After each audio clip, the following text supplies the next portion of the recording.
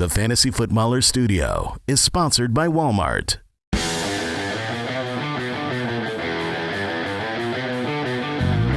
Welcome to the Fantasy Footballers Podcast with your hosts, Andy Holloway, Jason Moore, and Mike Wright.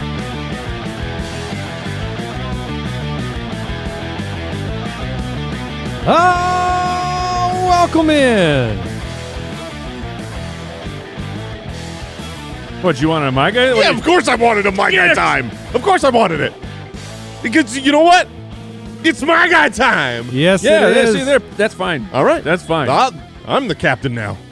Friday, August 15th, the Fantasy Footballers. It's a You write a song. It's a My Do you Guy want to have your own lyrics? episode. Welcome in. We're doing well today. We're doing great. Yes. This is a big day. It's a one of one.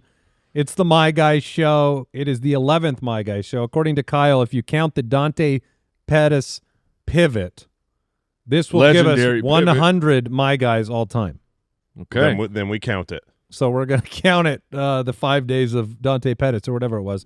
But today we'll be revealing our 3 My Guys, the flag plants for the 2025 season, the players that we are most excited about that represent a player that we fundamentally believe in their talent, what they represent in your fantasy football drafts. It is Friday, August 15th. You never know what wild cards are coming down the way, but we're going to reveal them here on the show today. There's been a lot of predictions out there. I know you two both put a post up that was people trying to guess them. Did anybody nail it? Did anybody get the 3 names on your list? I did not. Yeah, I haven't gone back after the first few hundred, but I did not see one in the first few hundred that nailed all 3. Mike, did you have anybody that got I close? have not, but I'm gonna run this thing through and see if I'll double check it right now. But I haven't seen a 3 for 3 yet. All right, so we'll get into that very shortly. Start revealing the My Guys for 2025. We've got some news. We got to cover. It was breaking yesterday, right when the show released, about Rashee Rice. We'll talk about that shortly. We've got time for some mailbag potentially today. We've got the UDK for Life giveaway. It's Friday, which means we want to remind you the live stream is Monday, so your opportunity to pick up the UDK before the giveaway is, we're almost out of time here.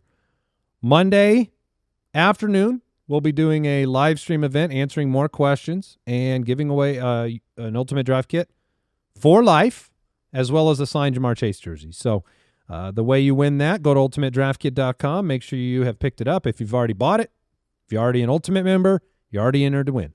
Yeah, if you're in the Ultimate Foot Clan subscription, which comes with the UDK, you are automatically, if you did this, last year and you're signed up, you are in the running for it forever. All right, let's jump right into that news.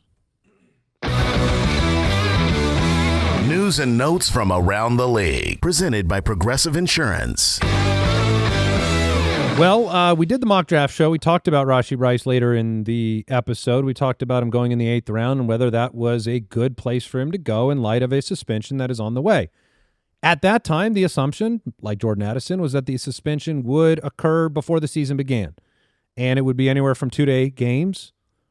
We got word yesterday morning that from Adam Schefter and others, Rashee Rice's disciplinary hearing is now scheduled for September 30th. So that means there's a lot of games before September 30th. He's likely to play the first 4 weeks of the season. The Chiefs play against the Chargers in week 1, then Philadelphia, then on the road against the Giants, and then Baltimore. It's a gauntlet for those first 4 weeks. Every expectation on the draft cost of Rashee Rice was based on, hey, at some point, I'll just get him back, and then I'll have him for the fantasy playoffs and for the stretch run, and he represents, you made the case yesterday, or 2 days ago on the mock draft. That was yesterday. Yeah. You made the case that, the reason you're willing to spend the draft capital is because he represents a wide receiver 1. It was different than the Addison argument. Yes. What's funny is, we're doing the My Guy episode today, and spoiler, Travis Kelce is not one, but I do know he was on the somewhat short list for Andy. I kind of toyed with him. I think right now, before today, the idea that Travis Kelce gets off, the first 4, 6, 8 weeks, gets off to a hot start when Which older players, they're better at the front half of the year. Yeah, so it made a lot of sense as a draft pick, but this news really hurts Travis Kelce as a draft pick for getting off to a hot start. I mean, obviously, we still expect Rashee Rice to miss time this year. Yeah, so I was going to lay the rest of that out. By the way, 2015, my guy, Travis Kelce, was Mike's my guy in 2015. That was a long 10 years time ago. Seems like a good one, though. But the situation now early. is that Rashee Rice is going to probably play the first 4 weeks, have this hearing. We don't know whether it will be an immediate suspension. We think it probably will be at this point. That will be 2 to 8 games. You also now have a bye week, right? You've got week 10 bye week, yeah. Bye week. So just to paint the worst picture here for your Rashee Rice gamble in the draft, it's you spend a pick on him. He plays 4 weeks. If he got suspended 8 weeks, which is in the realm of the outcome, they're expecting 2 to 8, then you miss another game with the bye. So you would not have him from 5 to 13. And then do you have the confidence coming back in a week 14, 15 that this guy that missed, they get into a groove on their offense. They have all these other players doing things. He's going to come back week 1 and dominate. That's a tough bet. Like, to me, this is worse than the scenario that was already bad. I totally agree. You have to be in a holding pattern, which I guess we don't even have time to hold because you won't know. I still believe he can be a difference maker. There's a chance because we're all three of us expecting 6. Is that where we are? That was my prediction. I think still Andy was went at 8, but you're still okay. Yeah. But it's like there's a chance. I guess it's 4. Yeah. And if it's 4, then like the mock draft that happened with the 8th round in a 10-teamer, that's still perfectly fine.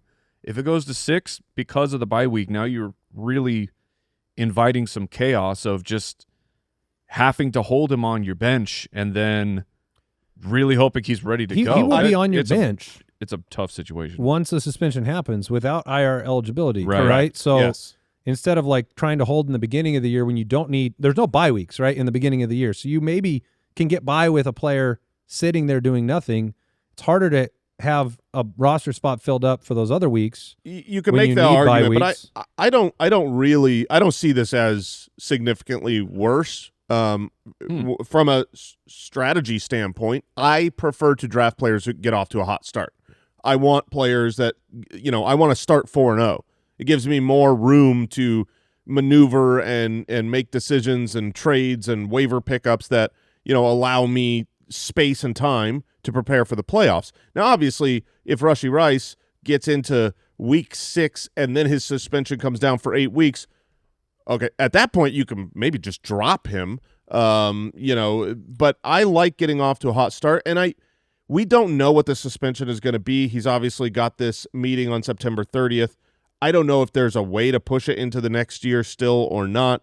It's still a possibility. I do like the fact that it's okay, if I draft this guy, you play him. I can play him to start the year. So I did mention the tougher schedule to start the year on purpose. That is one of the things that I think is intimidating. So whereabouts, Jay, are you okay taking him? I'm okay taking him when he's basically not one of my starters. So round 6 or 7? Yeah, exactly. I would say round 7, I would pull the trigger still. Also, I get the NFL. I'm sure everyone there is extremely busy. Multi-billion-dollar industry. Right. Yeah. I get it. Yeah, busy buying ESPN or whatever they're doing. They can't squeeze this meeting in?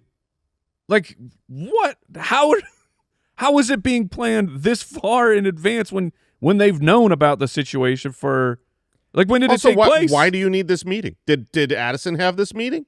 Or did they just go? I think they all get a chance to go share their side. It does feel weird that it's the maybe end you need of more September. time to gather information because his legal situation was so Perhaps. significant. I don't know, but that is the lay of the land as of today. What we know, and I'm sure we'll have updates for you. It makes it is a gamble. It's a huge gamble. There could be that I don't know what the odds are. Maybe it's a 10% chance it gets pushed to another year. I mean, you get surprised. You take him if you get Rashee Rice in the 6th, 7th, 8th round. And he plays the year. full season. Yeah. You just stole. So it's wild. Dan Campbell said Sam Laporta, he's going to miss a little bit of time. It's been rumored to be only a few days, though. Still expected for week 1. Yeah, he said it was not serious. Chris Godwin, at least the most recent report from Scott Reynolds said he would be shocked if he wasn't on the PUP to start the year. Yeah, I mean, I expect he's going to miss the first month of the season and then come back slow. I have a funny feeling we'll talk about him a little maybe. bit more later. Shedeur Sanders. Is he my guy? Yeah, Rashee Rice, Chris Godwin, both my guys. Shedeur Sanders unlikely to play in the second preseason game with the oblique injury. That's a bummer for him. And then this is I don't know. Beckham's agent must have paid Tom Pelissero. Wait, he must have paid us. Why are we I we don't are know why choosing to put this in our show now? I didn't know who tweeted it, and I was before you jumped. I'm like, I'm going to guess this is Pelissero. Oh, you were right. Yeah, of course it is. He's reporting that Beckham has drawn interest from several teams and plans. Tom's on the take. Tom's on the take. Tom, this is a scratch. My back, I'll scratch your sitch. It really is for all of sure. his people. The reason he gets some good scoops is because he's like, yeah, okay, I'll put this out for you. Next week will be Beckham looks better than he's ever looked. No one all pro. Drawn Pro interest bowler. from several teams is a flat out lie. Like there is if Odell Beckham Jr. signs a contract, I'll eat cold SpaghettiOs or whatever. What do? You SpaghettiOs and cottage cheese. Oh, that's disgusting. Oh, I'll eat it's that delicious, during the show. but it's not cold. But the nice thing is, gross. I don't have to do that because no one's signing Odell Beckham Jr. in the year 2025. Look, I'm not going that far. Yeah, I I think bet he he probably gets finds a team, but I don't think a bunch of teams are interested, and I don't think Yeah. it's going to be a good deal, and I don't think he's going to do anything. But you can eat your humble pie or whatever it is. SpaghettiOs. That was new. He's like, please sign with the team. I'm really rude. I've been on a health kick. I haven't had SpaghettiOs in a while. I would really like No, Odell come on. Beckham. This isn't real. Oh, No, okay. that's. All right. What are you trying to I do don't back know there, what Matt? you're doing. Like I was going to hit the breaking news button. You buffoon! He's trying to. You're trying to give us fake information during a man. recording? just. We got Good like a Lord. Slack update that he's coming to Baltimore, but it was just him signing last year. Thanks for nothing, Matt. All right, that was News and Notes, sponsored by Progressive Insurance. Quote today at Progressive.com. Progressive Casualty Insurance Company affiliates and third-party insurers. Not available in all states or situations. Coverage subject to policy terms, limits, and conditions. It is time for my guys. Nothing you can say can tear me away from my guy. I was told we were redoing the video drop for my guys this year. I canceled it. We should have. Did you cancel it, Mike? No, that's retro now, guys. It's cool. It's one of the worst things that I've ever seen. Horrific. That's just like this episode is too important. It's fantastic. It's the a people horror love it. movie. Too big for that kind of. Those lips. That's disgusting. That was our prime animator. We paid him $0. I do have an update as I see one person did get my 3, and I haven't scoured Jason's entire one, but at least one person got Jason's. Oh, really? Yes. Oh, fantastic. Well, we will send you a swag pack. do we? Do you guys want to go first? Do you want me to go first? What do you want to do here? Are you eager? You're up. You're up. I'm host. up. Well, let's get this one out of the way. Jameson Williams. Jameson What? Williams is my guy for 2025. I alluded to the fact very early in the offseason that if his draft cost does not rise significantly, that he was most likely going to be here. Jameson Williams is currently going in the late 5th round on Sleeper, the late 7th round on ESPN. This was the wide receiver 19 last year. He's being drafted at the wide receiver 27. My guy is always around. The story of a my guy is draft cost, upside, potential. Last year, over 1,000 yards, 7 touchdowns. He gets the end arounds. He gets the rushing opportunity. He was one of 9 players in the last decade with 1,000+ receiving yards on fewer than 100 targets. But what I love about the offseason buzz, the vibes, all of the conversations around their offense, he's taking those next steps. He is a true top 12 potential type of wide receiver with the physical gifts, skills, and abilities that he has. He is moved all over the field and yet is a full-time guy. He was the primary X receiver in 2 wide, the Z in 3 wide, and then he lined up in the slot 36% of the time. He runs super high value routes. It's the explosive play type of situation with him, posts, go routes, crossers.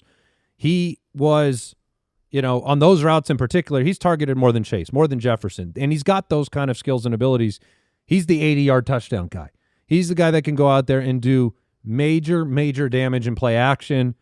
And unlike previous off seasons, the drumbeat right now is so positive around Jamison Williams. Yes.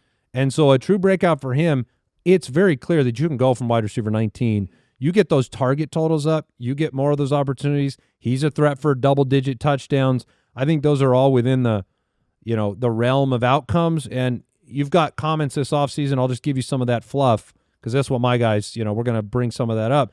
John Morton, their offensive coordinator, talks about Jamison Williams. He has been unbelievable. Unbelievable. In the meetings, the attention to detail. Excited to have him out there. It's going to be a breakout year for him. Previous years, it's like he's got a long way to go. He's got to figure a lot of things out. Dan Campbell was always equivocating. Mm-hmm. We always had doubts. Like if you look we used to make fun of the, we talk about negative news is more important than positive news this time of year, and we would always bring up the comments like, this does not seem good for Jamison Williams, and it's completely 180 now. Yeah, no, it's been very, very positive. And when you really look at this, like you still haven't seen a full season out of him. That was a wide receiver 18 finish in half point in 15 games last year. He played 12 the year before. He played 6 as a rookie. You haven't gotten the whole picture of Jamison Williams yet. I don't know if that's why he is discounted right now. I don't know if the perception of Jamison Williams is just wide receiver 2-3, like that's all you can think about, or like it's going to be a very hit and miss. And I think you've got the opportunity this year to take it to the next level. So, to me, that makes him my guy. He's in that perfect range. A couple years ago, Evans was going much later. Finally, he was starting with Baker. You hadn't seen that together yet. I'm just very confident about Jamison Williams, and the cost has not gone up. All right. Well, are you in, Mike, on Jamison Williams? Oh, I thought you were saying no. am I up? Yeah, I'm very in on Jamison Williams. The breakout came at the right time in his career to keep his draft costs down. Had he done this a year ago, I think we are not talking about him going anywhere close to where he is going in ADP. So there's still, I can still see a path where it doesn't work, because the offense is there. Even the other morning I was reading, I think it was a quote from Amon-Ra St. Brown saying like, yeah, the offense isn't firing like it had been in past training camps. So like if we change it a little bit, it could not work out. But ADP wise, for his upside, it's tremendous. That is the one thing. Like when I look at Jamison Williams, I don't know if I'm as bullish on the full breakout happening. He certainly has the skill set to do it. He has the offense to do it.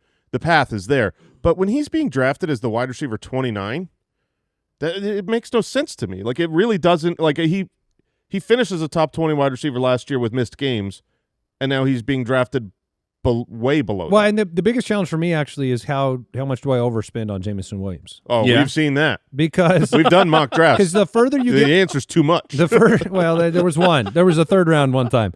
But the further you get in the draft, the more you can make that choice, right? And the more that the ADP is variable, and somebody might take a shot. And luckily, when I do my real draft, I won't be announcing all of my ambitions and picks in front of the entire staff like we did on the show yesterday.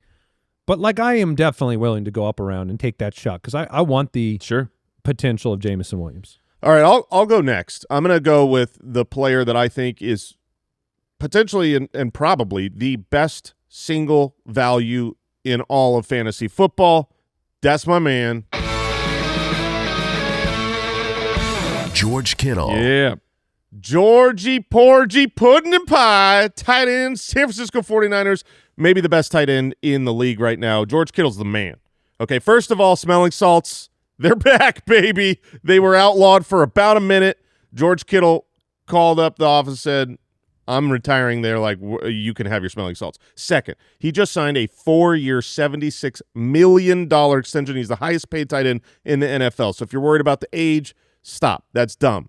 The camp reports are glowing. Here's from ESPN's Nick Wagner. Kittle and Purdy have been in sync all camp and continue with the deep ball Tuesday. Maybe it goes without saying, but we'll say it anyways. Kittle has had a tremendous camp. There are zero signs of a drop-off, and he looks every bit the guy who was the best all-around tight end in football in 2024. I sent you that quote, and I know the first thing you thought when I sent you that quote was it was going to be something bad about George Kittle getting hurt, because San Francisco has not avoided the injuries, but they haven't. He is fine, he is well, and he will benefit from all those injuries. So here's the thing in 2025. Tight end strategy is very similar to how it's been pretty much the last decade. Either go early on a tight end stud, or go late. Okay, so the earlies are Bowers, Trey McBride, and Kittle. Well, if you go early with Bowers, who I love, he's awesome, you do not get Drake London or Jonathan Taylor or Bucky Irving or Josh Jacobs. Those are really impactful fantasy assets. If you go early with Trey McBride, you get no Chase Brown. You get no Meat Higgins. You get no Kyron Williams. You're sacrificing real studs. Now, if you go early with Kittle, you're missing out on Breece Hall or Terry McLaurin or Alvin Kamara.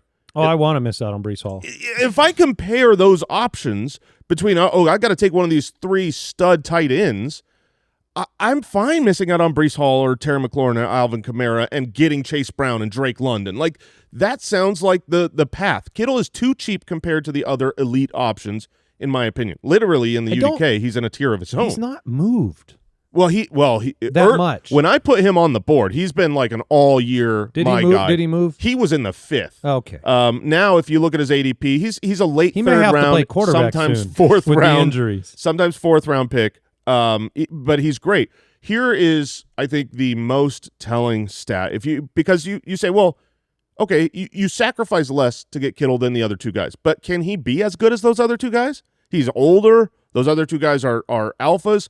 Over the last 3 seasons, we have, a lot of times we're like, oh, look at this 8-game sample. Look at this 6-game, extrapolated to a 17-game pace.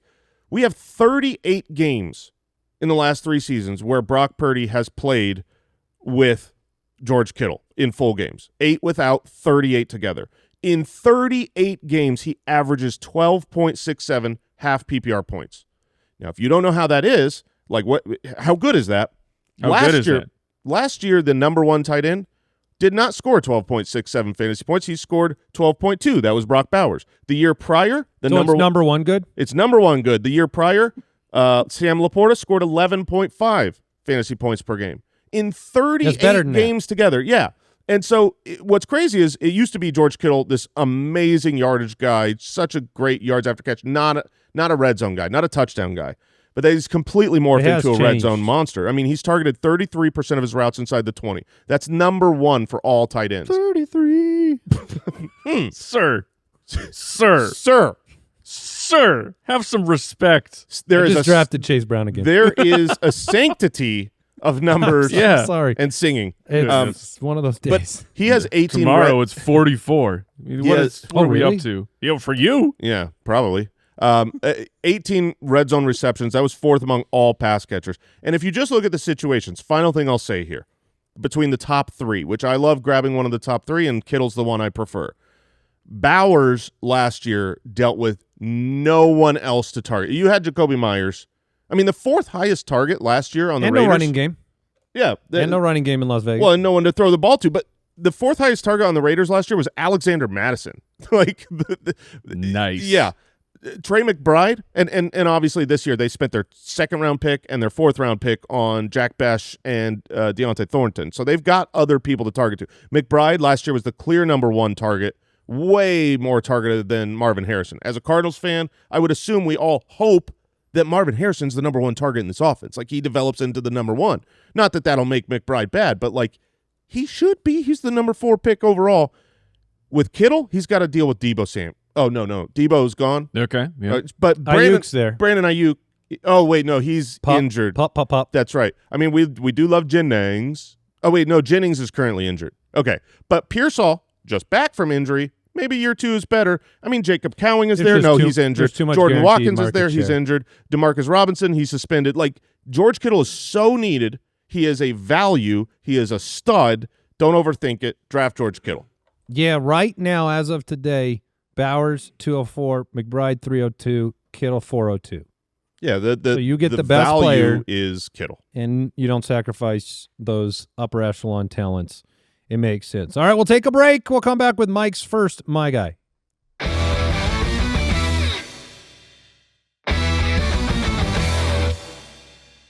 All right, Mike, what do you got for us? It's 2025.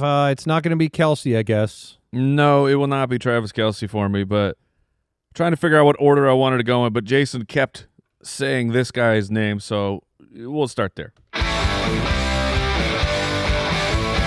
Chase Brown. Yeah. Oh, man. Yeah, I would baby. draft him in any draft. Chase Brown of the Cincinnati Bengals.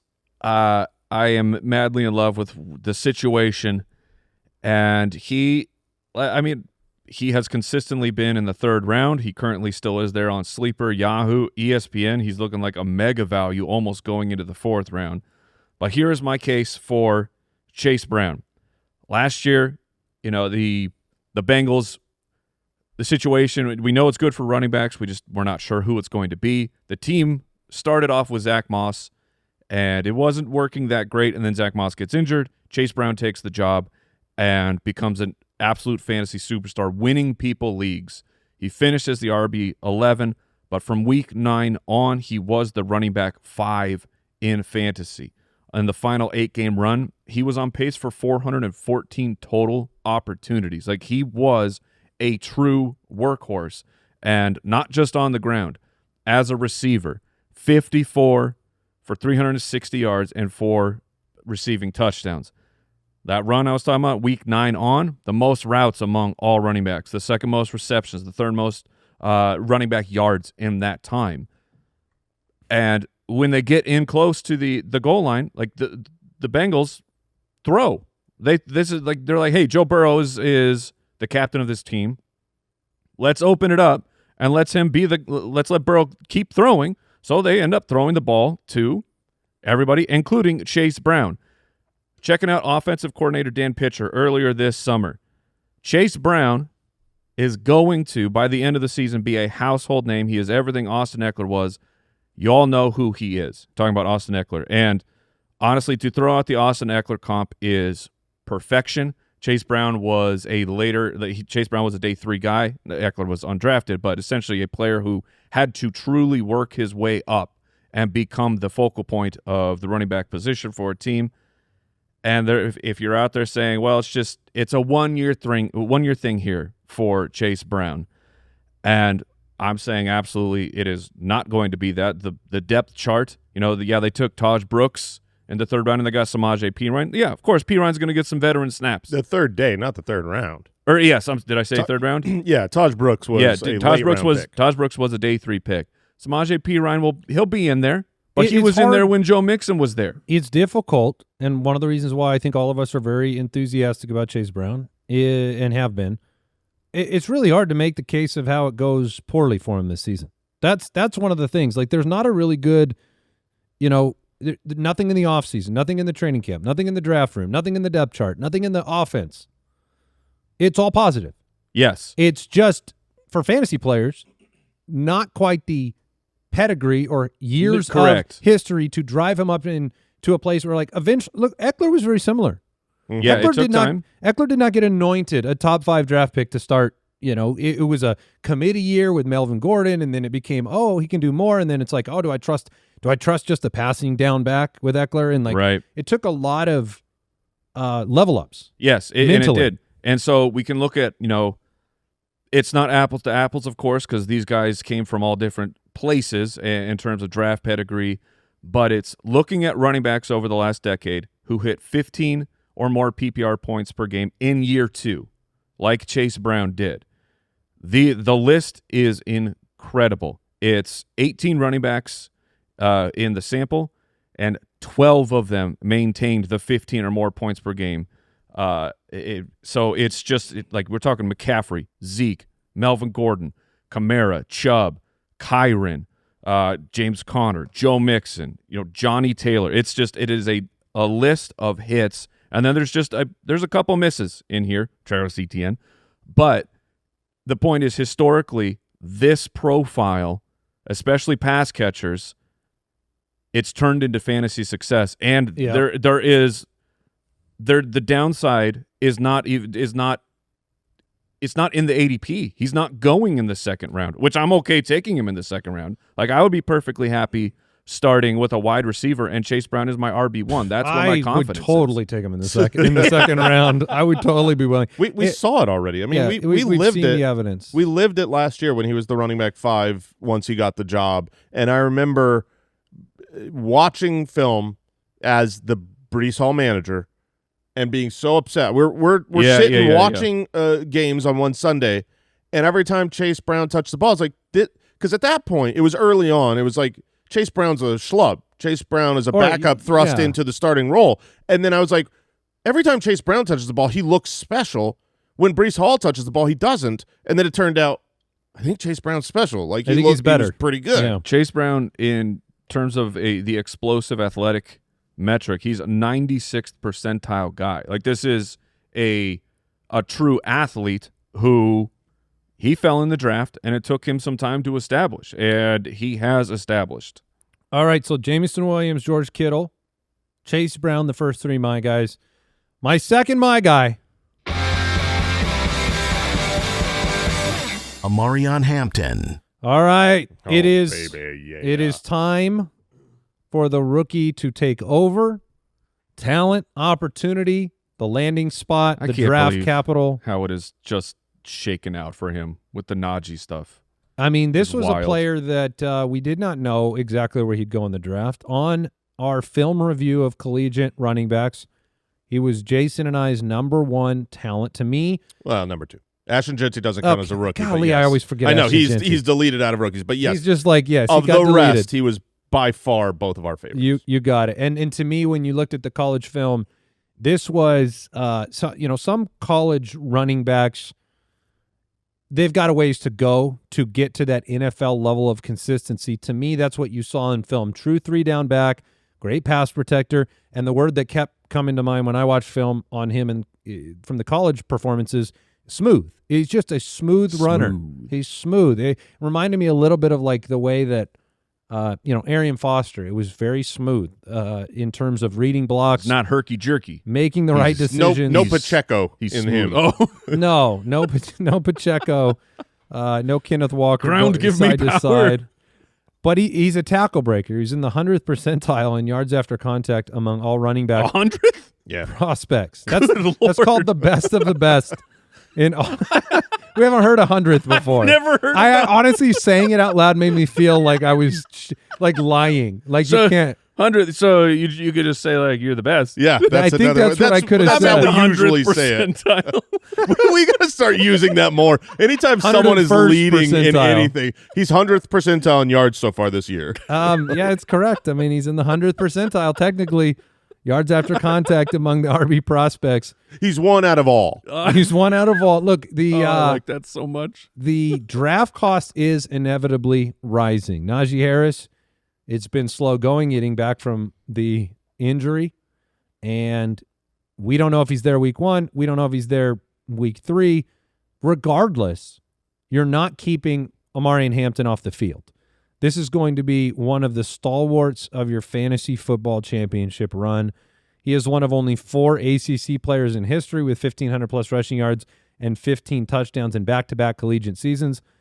Lamar Jackson, Dalvin Cook, Amarian Hampton, and Travis Etienne. Those are the only 4 to ever do it. So, yes, the cost is rising, but I don't care.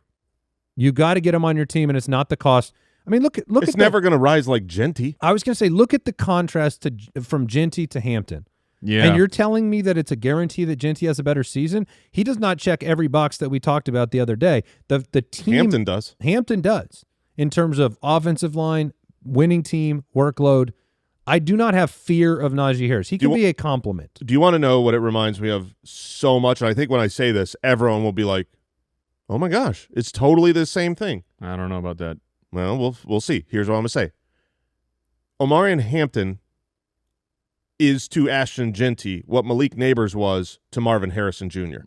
This was the clear, awesome, great prospect. I'll allow it. That works. He is a clear, great prospect. Everyone knew Malik Neighbors was the dude. Yeah. But he wasn't Marvin Harrison Jr. He wasn't the generational or prospect. what Brian Thomas was to Malik Neighbors. Right. And so I mean, but it was still cost a lot to get Malik Neighbors, but not nearly as much as it cost to get Marvin Harrison. And to me, he's the right one to target. And Khalil Mack, this is a good quote because it's not just the offensive coordinator. I can give you some Greg Roman quotes about how much they think of Amari and Hampton, and you know it by what they did in the draft. That was a shocker. They spend it on Amari and Hampton. They could have taken They could have taken Travion, Mike's favorite guy. But Khalil Mack, no one's perfect. Right? No, you make mistakes. But no, Khalil Mack on playing against Amari and Hampton in practice. I don't want to say how he's impressed me. But I can tell you, if you play football, then you know it's going to be fun to watch him play. And they talk about how good he is at finding, like, the hardest thing for a rookie running back is to take what's given to you. A lot of them want to make the big plays that they made their entire life in high school and in college. And Reggie Bush was kind of a victim of this when he came to the NFL. He was great in the passing game, but in the running game, he was so used to hitting home runs for the last 20 years of his life. Right. Amari and Hampton is a pro's pro at running back. He is a guarantee to give you, like, his floor is so high, but his ceiling is so high. And it kind of goes with the mystery bag tip from yesterday. It's like you get this rookie that really could be in the Ashton Jeanty category, but without the Ashton Jeanty price. So for me, my guy, Amari and Hampton. Nice. I'm in. We've been kind of bringing this up the last couple of weeks of like we're at the point where you just have to push all your chips in on Hampton. The ADP is that of like the community hasn't. So I think this is an area of the draft that you can exploit and get an edge. And it's like right now, J.K. he's Dobbins still 4th, 5th round. Yeah, he might jump into the 3rd. Yeah, and that's you fine. know what? That is okay. Yeah. That's perfect. Like you need to readjust how you. If you've been with us the whole offseason, you have to readjust how you're thinking about Hampton. Yes, he's the week 1 starter. It's no longer how many weeks does it take until he takes over. He takes over now, and Najee will be the backup for the season. J.K. Dobbins had nearly 200 attempts and over 900 yards, and he missed 4 games. And he has one strong leg. Right. Yeah, as far as I know, Hampton has at least 2. I've seen both legs. They're very good. J.K. Dobbins has like a stick leg and a beefy leg. Amari and Hampton, he's got them quads. Yeah. Jason, you've got more my guys to share. I sure do, and I'm very excited about this next one. Let's kick it off with George Pickens. Yeah, baby. George. I had to pry George Pickens from Mike's cold dead hands. Yeah, we did a jersey swap. We did a jersey swap situation. He's been on the My Guy board for months. Yes. Let's put it that way. Yeah, it was going to be Mike's or mine. I get him. George Pickens is I win. George Pickens is a wide receiver value that I think is completely mispriced. The talent, the perfect marriage of his skill set with the team needs and Dak Prescott's skill set is going to surprise people. Yeah, I mean, if you've been watching any of the camp videos, there's nonstop. Like, just go to X and search George Pickens. You search any player and you're going to see a touchdown from camp. But if you search George Pickens, you're going to see 12 touchdowns from camp. They're all different videos. He is all over the place. Right. He is a deep threat that matches Dak Prescott. And what are you going to do as a defense? Are you going to really focus on George Pickens? No, you're not going to focus. That's like, are you going to focus on T. Higgins? If you're playing against the Bengals, you don't have the option. You don't have the option because there's got Jamar Chase over there. So T. Higgins out there doing his thing in one-on-one coverage against your second best at best defender, if not your third best, and that's what is going to happen for George Pickens. Except George Pickens is going in the 6th round. The hardest thing about George Pickens, the 6th round cost is very explainable. It's because it's 3 consecutive years of high expectations and not quite delivering. Yes, like the talent of George Pickens has never been questioned. The output has always been like, what's going on? Yep. And then you've got Steelers leaving the Steelers. When wide receivers leave the Steelers, they go to die. There's that argument. But that's really not fair because if you go on a case by case, like Antonio Brown was still good when he left. He just ended up taking his shirt off and leaving in the middle of the season. With Pickens, it does feel like you stole him from Mike. But, like, did you get, like, a lit stick of dynamite? Like, I sure did, and I'm going to toss it right over there against my opponent. Yeah, there you go. And it's going to go blah, blah. All right. Yeah. All right. You're Najee Harris. Okay, so. Oh, no. You can't stop me. I'll say what I want. Oh, no. Here's the thing. What you were just saying, the story with George Pickens has always been potential, right? Potential. Look, I'm I'm opening sorry. I'm opening eyes here. It's my guys. What are you gonna do? Yeah. You can't stop us. All right. The potential for George Pickens, he is a contested catch, awesome deep threat. You know, look, in NFL history, there's only 2 wide receivers who, before turning 24, had 2,800 receiving yards while being a 16-plus yards per reception player. It's George Pickens and some dude named Randy Moss. He has that potential. The problem is Kenny Pickett, Mason Rudolph, Mitchell Trubisky. Those are big problems. Russell Wilson, Justin Fields. And you might say, oh, Russell Wilson, Justin Fields, he had at least a decent chance. No, they were worse than those other names. Those are names that come up in his therapy sessions. Yeah, here is Pickens' rank among wide receivers in catchable target percentage. So not his fault. Just like, could you have caught this pass headed your direction? His rookie year, 25th. Okay, that's not too bad. His sophomore year, 61st in catchable percentage. And then last year with his best quarterbacks ever, 71st. He was 71st in catchable target rate. So, like, he didn't have the option to go be great because the passes weren't catchable. Over that span, Dak Prescott is 7th in pass success rate, 6th in completion percentage, 8th in passer rating. And here's a great stat from Warren Sharp. I think this really highlights what I love the most about this fit and finish with George Pickens as a Cowboy. The last 2 years, number 1 in passing yards on 15-plus yard go routes is Dak Prescott. Love it. Dak Prescott, number 2 in most attempts on 15-plus yard go routes. Love it. George Pickens, over the same 2 years, number 1 in most receiving yards on 15-plus yard go routes. Number 2 in most catches on 15-plus yard go routes. This is a match made in heaven. It reminds me a little of the Baker-Evans match. Because Baker was always a great downfield thrower, and he found his guy, and now Dak has a trustworthy downfield And if you receiver. look where they are used on the field, they are CeeDee Lamb and George Pickens. It's an exact inverse. Like, CeeDee dominates the middle of the field, the line of scrimmage, and the crossers. Pickens is going to be the boundary and the deep end zone guy. Do you think you can get consistency in fantasy from Pickens in light of, like, I'm sure some of the uncatchable target can be attributed to the fact he is a downfield guy. Yes, absolutely. I don't ever expect George Pickens to walk away being the number 1 in consistency. In consistency, but you're going to have monster games. And where's he going right now? Right now, he is the wide receiver 29. Whoa. So he's not even being drafted as a wide receiver 2. He's in the 6th or 7th round, depending on your platform. And here's my final takeaway is I just want to remind people, Andy, a long time ago you used to bring up you had a problem drafting wide receiver 2s for their team. Like, you would draft a bad wide receiver 1 for a bad offense over a great wide receiver 2 on a great offense, and you realize that was a mistake. And here's a stat that proves that. In the last 10 years, 10 sets of teammates have both finished as wide receiver 1s. And we've seen an average of 4 sets of teammates per year since 2010 that are both at the same time top 24 wide receivers. This is an offense that can't run the ball. Please, Micah Parsons, don't be a Cowboy.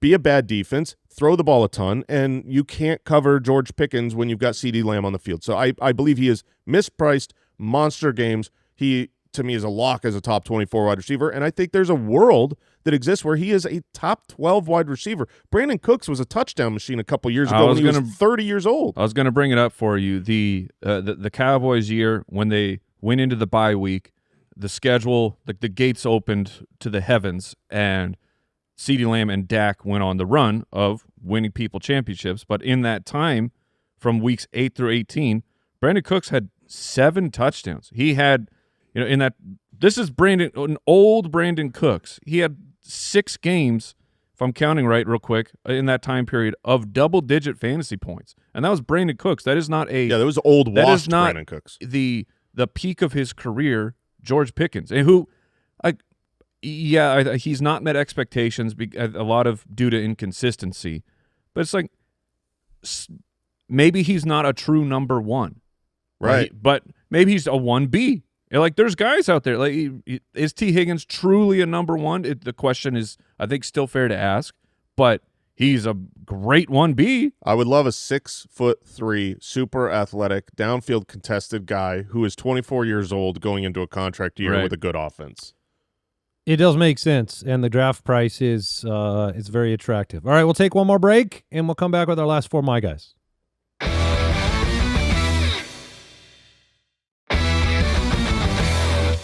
All right, Mike, we took a little break in case you wanted to completely pivot to somebody else. It's your last shot. Right. Are you good? The pivot will not be happening. Well, I will say a pivot did had to happen because oftentimes with these My Guys, I try to bring someone who I have been, steady and higher than ADP on, but I haven't been talking about them ad nauseum over the offseason. And this player was on the Ice and Fire show because he wasn't going to be in the My Guys part because everyone knows. But we got to the point where it's just I can't resist. I can't stop it. Travian Henderson. Oh, boy. Travo Henderson, as I call him, the demon. He is an absolute speed demon. Just start with the athleticism. 95th percentile explosive score. You see that in all the camp highlights. If you saw the wheel route, yes, that the Minnesota Vikings misplayed, but that's the point of he's so fast. It is easy to misplay him in the receiving game. He's a second-round rookie. And you might start at the point of, okay, well, what if we have Curmudgeon, Vrabel, the rookies, they got to earn it. What's the best way for a rookie running back to be able to earn playing time? Pass protection. How about pass protection? He is an unreal pass blocker. Henderson graded out as the best pass protector of the class at the running back position. Ball control. The dude does not fumble. The incumbent starter, he has fumbled. He has a massive fumbling problem. He has been benched. Ramondre? We're talking about Ramondre Stevenson has been benched multiple times in his career for having a fumbling problem. The only reason that he got back on the field was because his backup, Antonio Gibson, fumbled more than also he did. has a fumbling problem. And look, I'm going to keep it a little bit shorter because like I said, the Ice and Fire show, if you want to go back, was that this Monday? Yeah. Who knows what could day have it been. is. It was one of the days recently. But I just laid it all out. But here, a quick summary. Rookie running backs taken in the first 6 rounds of redraft since 2011. 60% of them exceed their ADP expectations. And when you factor in rookies who saw 2.5 or more targets per game, which Henderson has a specialty as a pass catcher, that jumps to an 80% of those drafted running backs exceed their expectations. And it took Andy, I think, a little bit longer to get on board with Henderson, but we're all at the point of our stat projections where we got him at more than 210 opportunities. He is a player that we checks more boxes than we realize, because of the projected win total for the Patriots is much higher than the average Joe would expect, seeing what they did last year. This is a team that is on the rise, and Henderson is going to be a massive part of it. His ADP is going to keep going up. We're currently looking at the 6th round. He will not be there. He probably jumps into the 4th, and I have no problem with it. I didn't even know you liked him. All right, my guy. We're going back to this well. It's worked out very good in fantasy football for a couple of years, but that's not the reason why you believe is because it's happened before. The reason is the player himself and the talent he possesses. The third my guy, Tyler Warren. Tyler Warren, the tight end for the Indianapolis Colts, currently going in the 9th round on Sleeper, much later on Yahoo and ESPN. This was pick 14 of the NFL draft. Yes, Laporta. Yes, Brock Bowers. It's been a good run. We're going to continue the run, and that's all built upon the true talent and ability on display from Tyler Warren. You can talk about Richardson or Daniel Jones all you want. Just like we talked about Gardner Minshew and Aiden O'Connell. And but let's just throw out the ambiguity at quarterback. Let's throw out the ambiguity at wide receiver. I mean, we love Josh Downs, the talent, but I think we'd all agree Josh Downs is not built like Jamar Chase. He's not built like Tyrone McMillan. No, he's a svelte, smaller guy. He's got a role on the offense. Pittman, he's a good player. He's not a great player. He has a role on the offense.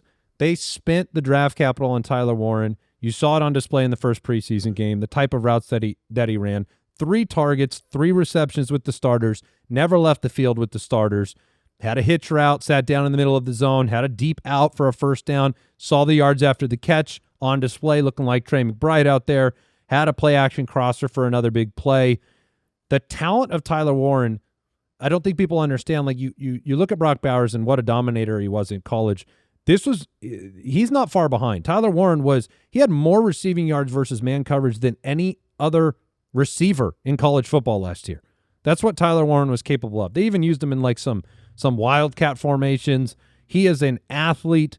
His per route metrics were incredible. He had a higher targets per route run than Brock Bowers. He had a higher yards per route run than Brock Bowers. That's wild. This is and Brock Bowers was what? Was he 13th? Yeah. So look, same range. Like, and going to a very similar situation where you desperately need a culture-changing receiver, a mismatch. I gave you the numbers against man coverage. He's going to be that mismatch on every single play. And when you're betting on a receiving option, look, you get the ball in Indianapolis. We don't know what this team's going to do, but I don't think that we look at them as this is not a supreme defense. They're going to need to throw the football. Daniel Jones or Richardson, either of those quarterbacks knows we've got to get the ball to this guy with the huge catch radius, with the after-the-catch ability. And here we are again, the rookie tight end. It doesn't matter. Yeah. It's a 9th-round pick. We're drafting a bunch of other guys that we know a lot about. You want the most compelling argument against Evan Ingram is Tyler Warren in terms of the draft cost, because him and Loveland. Yeah, they represent so much more upside. I think the floor is great for Tyler Warren. I think you can take him and start him, and even if he doesn't give you a Bowers year, you're still happy you took him in terms of consistency at the position. He's got, a natural feel for the game of football that I think is just impressing me more and is free. So that's part of the my guy equation. Take these players that have so much tremendous upside, get them late, throw them on the team, and suddenly everybody wants them in like 3 or 4 weeks. There's not a person out there, not a soul that will trade Brock Bowers right now. If you're in a dynasty or keeper league, you cannot get that player. And we've got a new generation of tight ends on the way, and they're going to be the perennial all-stars. And I think Tyler Warren is that guy. He's got that dog in him. Oh, I was going to start my argument with it. Like, certified dog, watch his college tape. And I am, we're in year 11 of this show, so we've seen a lot of trends come and go, a lot of shifts in ADP of where guys are going. It's pretty surprising to me that we've had 2 years in a row that a rookie tight end has finished at the number 1 spot. And these two guys of Loveland and Warren, both with the draft capital, both with teams where like Warren goes into, he could get that Brock Bowers target share. And then Colston Loveland, while he doesn't project as the number 1, he goes to an offensive situation that should be very plus. And these guys are going late. Like the fact that drafters didn't react to it is surprising to me. It shows the overpowering effect of team vibes, because Detroit was awful before Laporta got there. Their offense was not special, and the Raiders terrible. No idea what's going on at quarterback. And I think that's were terrible on offense. Right? No, they were terrible, and that's like Bowers could be very, very good, but then you look at Tyler Warren, and the question marks, they all surround the other positions on the field. It's just a great ADP bet.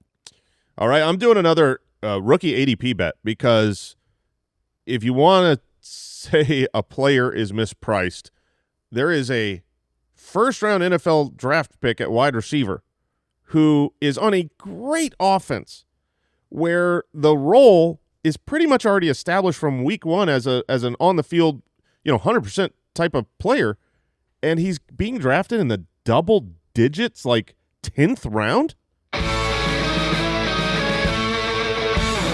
Emeka Egbuka. Oh, baby. This is a guy, pre-NFL draft, I was in love with. I think he is the best wide receiver of this draft class, personally. That doesn't necessarily mean he has the highest fantasy ceiling, but he is. But he might. He very well could. I mean, he profiles kind of like a Chris Godwin, right? Like, he is a really just solid route runner, great hands, good athleticism. He's going to have the boundary work. He's just like a kind of a perfect actual NFL wide receiver. And how did Chris Godwin do last year? There's not a guarantee that people know who he plays for. So Emeka Egbuka, Listening to this show, that's how Yes. double-digit rounds he is. yes, right now on ESPN, he's at the back of the 11th round. If you're on ESPN, goodness gracious, 10th round comes, just pull the trigger on Emeka Egbuka, rookie wide receiver for the Tampa Bay Buccaneers. Chris Godwin last year in the first 7 weeks was the wide receiver 2 for this team, for this offense with Baker Mayfield.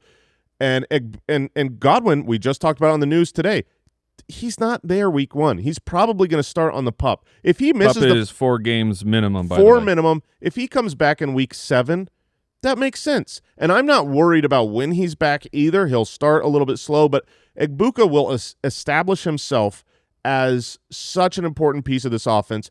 Mike Evans will take a step back eventually. I think Mike Evans is a good pick this year, but this is an offense you want pieces of. And this is a double-digit first-round rookie. And if you're not familiar with Emeka Egbuka, because we talk a lot about the other 2 first-round wide receivers, and we haven't mentioned enough about Egbuka, he was a 5-star recruit going into Ohio State. He was ahead of, in the 2021 high school draft class, he was ahead of Brian Thomas Jr., ahead of Xavier Worthy, ahead of Malik Nabers, ahead of Marvin Harrison. And then what did he go and do in college? Oh, he just, set the Ohio State record for receptions all time while playing next to Garrett Wilson and Chris Olave and Marvin Harrison and JSN. He's a stud. Like, he is a great wide receiver. If you listen to what is being said from Tampa Bay, everything is Egbuka. Everything is, he is a pro's pro. He's a great blocker. He knows every position. He knows the playbook perfectly. He's where you want him to be every time. There was Baker Mayfield was talking with the Kelsey brothers, and Never heard of those the guys. question came from Jason Kelsey. Baker, what are you looking forward to this year with Tampa Bay? That's the question. Completely open-ended. Like, what are you looking forward to? His answer? Emeka Egbuka is an absolute stud. He's a real deal. Like, he's not saying like what player, how are the rookies. He's just like, what are you excited about this year? He's like, dude, that dude's legit. I've seen Todd Bowles. We know Todd Bowles. He's been out here in Arizona. He's been the defensive coordinator. He's been a head coach before. I've listened to him talk.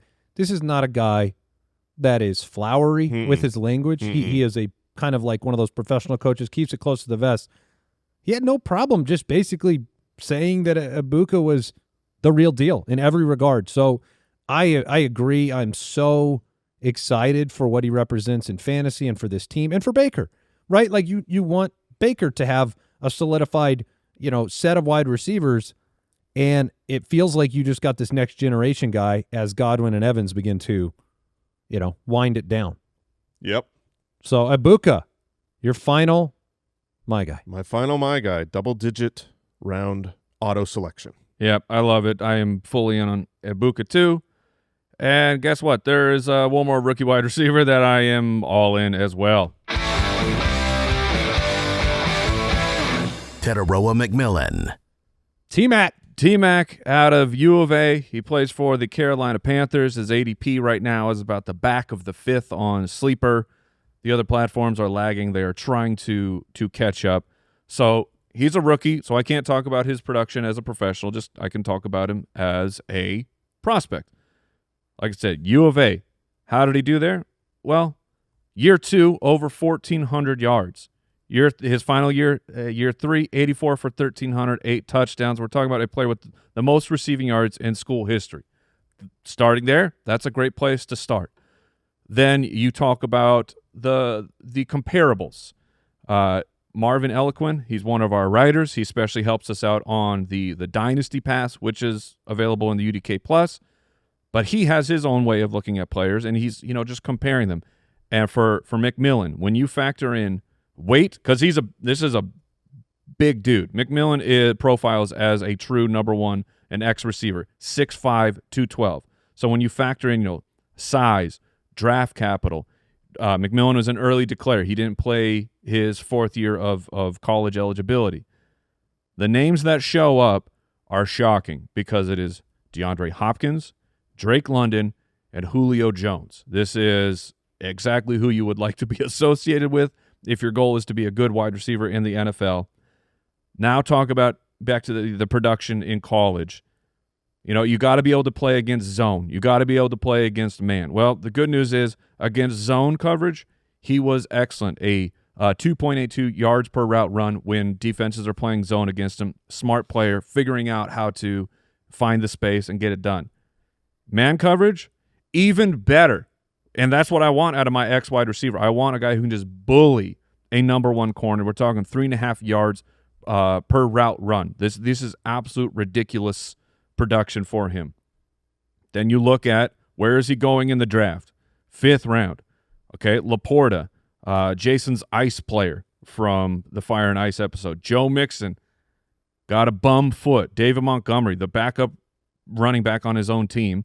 And then there's Tedero McMillan. He is sitting in the perfect place for his draft pedigree and who he can become. He's not pulling a Marv. He's not pulling a Malik Neighbors, who went in the 2nd and 3rd round or so last year in ADP. It's going in the back of the 5th round. There is very little risk for the upside that he could bring you. I don't know if in the very, very beginning of draft season I believed he was an alpha. I definitely believe he's an alpha. And I don't think that everybody understands what I think is the gap between McMillan and the rest of their roster at wide receiver. What? Right. I think – I'm sorry, How Adam. dare you? I'm sorry, Adam. I think it is a massive, massive gap between those. We're talking, Garrett Wilson and everybody else he's ever played with, not named Devontae Adams. We're talking, Terry McLaurin and everybody else he's ever played with in Washington. It's very obvious to me, even from the preseason, what we've seen so far, the plan. The plan is You're the driver of the offense. It's not any of these other guys. We'll hand the ball off to Leggett every once in a while. We'll give a crosser to Thielen. Coker, you can contribute in the red zone. I really, truly believe Tedero McMillan is their full plan on offense. And I think you'll see it sooner than later and regret not drafting him sooner than later. Speaking of the plan, let's go to the team level. We got the Carolina Panthers, and I get it. There's a stink. There is a stench among the Carolina Panthers. They have been bad for years. But you have to look at where things are going. From week 12 on. That's actually David Tepper is what you're smelling. I recognize that smell anywhere. Is a little Tepper in here? It is bad. From Bryce Young, we all saw it. The beginning of last year, that you had the hope when the season opened, and you went, holy crap, Bryce Young is a catastrophic bust, a true team killer that they traded up for, and it's just a total disaster. Gets benched for Andy Dalton. Okay, Bryce Young eventually gets the opportunity back, and Bryce Young plays extremely well. From week 12 on, Carolina averaged 25 points per game. That's 12th in the NFL. That's a top half offense. They are on the way. And then you are on Team Bryce Young. I am, and it's a scary place to be. I will be honest about that. But the reason I kept saying an X receiver. Head coach Dave Canales funnels targets to the X receiver. 2 years ago in Tampa Bay, Mike Evans, monster season. Last year, before he worked his way off the team, remember when Deontay Johnson was having a resurgence? When Andy Dalton took over because we were getting competent quarterback player, all of a sudden Deontay Johnson is a weekly must-start guy because this is the offense that Canales runs. I do believe that's why Canales, when McMillan felt him, they were like, holy crap, this is incredible. Rush the card in. Go get him. Going in the 5th is sensational. Oh, and we'll have one last point. We love teams that have a high-powered offense and their defense stinks. Carolina's defense last year allowed 534 points, the most of all time. Excuse me? The 100th percentile. I believe that's the 0th percentile. Well, the 100th percentile in giving up the most points, and maybe they improve. But to go from the most points ever given up of all time to a good defense, that's going to take some time. So I love Tedero McMillan in the 5th. He is a very juicy upside pick. He is a stud. So my 3, Jameson Williams, Amari Hampton, Tyler Warren. Jason? I've got George Kittle, George, and Emeka Egbuka. That's right. It's just George. It took me a second. You got 2 Georges. I do. He tried to find a third. Yeah, but there's not Eddie a lot George? of You want to go backwards? I think you'll get 0 points. It's got to be first names. We got Chase Brown, we got Travion Henderson, and Tedero McMillan. All right, there it is, everybody. The My Guys for 2025 breakouts, sleepers, bust, and value episodes coming next week. The UDK for Life giveaway is on Monday. Check out the Ultimate Draft Kit at ultimatedraftkit.com. And guess what? It's a lot more than a giveaway. You will also have the #1 tool to help you dominate on draft day and set the foundation for your team. It is living, it is breathing, it is updated every single day. I made changes in the middle of this show. Yeah, we make sure right up to kickoff that it is actually what we would do, what we believe, our tier-based rankings, all of our stuff. We're recording new player profile videos whenever news changes and breaks. It's a very good tool. I've never heard someone get it and regret it. All right, that's ultimatedraftkit.com. Thank you for tuning in. Thank you for listening.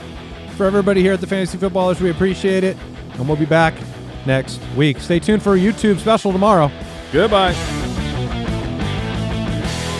Thank you for listening to another episode of the Fantasy Footballers Podcast. Join our fantasy football community on jointhefoot.com and follow us on Twitter @TheFFBallers.